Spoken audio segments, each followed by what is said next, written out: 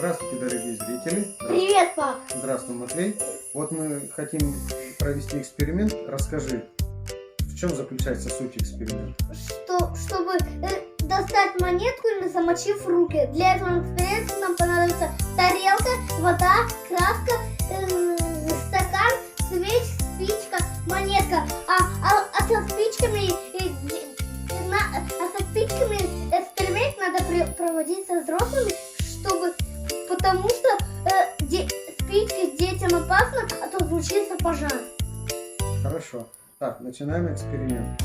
В тарелку мы налили подкрашенную воду, чтобы было лучше видно. Да. Дальше мы ложим монетку, чтобы она утонула в водичке так чуть-чуть. Вот она утонула. Ставим свечку. Поджигай, папа. Поджигаем. Спичками пользуются только взрослые. Да, потому что пожар случится. Дети наблюдают в это время. Аккуратно.